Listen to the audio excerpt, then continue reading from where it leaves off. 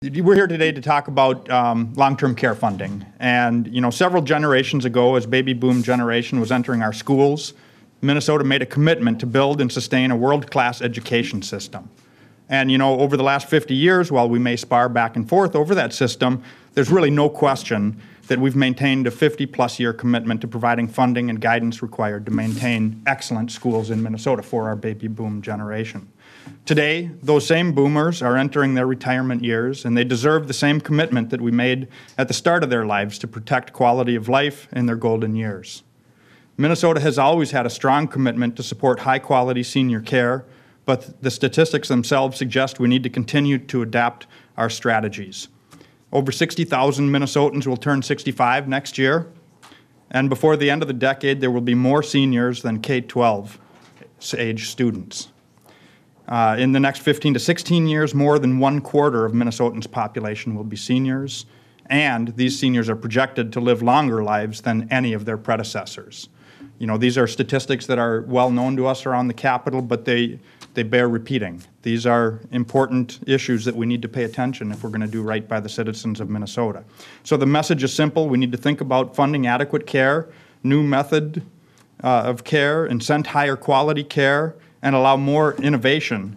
If we don't do all of these things, we cannot possibly manage this rapid growth of our senior population. Today, Representative Schumacher and I are announcing legislation that addresses one of the key areas in this, and it's payment reform.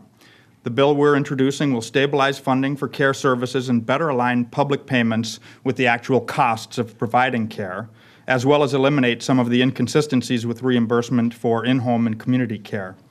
It will also have a very strong component to incent and reward quality care at our providers. It's a step in the right direction, and it is reform-minded rather than using yesterday's strategies to combat tomorrow's problems. One of the things, anyone who's visited my office very often knows I typically don't sign on to the big spending bills if they're just asking for more money for the same old system. And so I've been working with the long-term care industry over the interim, and this really is a reform-minded package.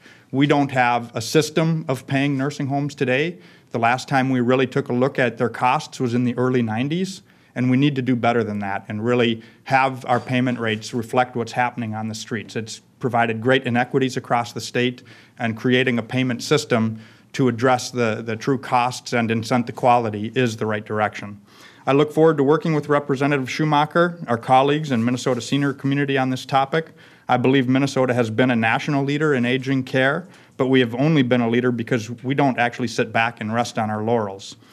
This is a critical topic for all Minnesotans, urban and rural, young and old. And I look forward to fostering this conversation as we develop the legislation through our process here.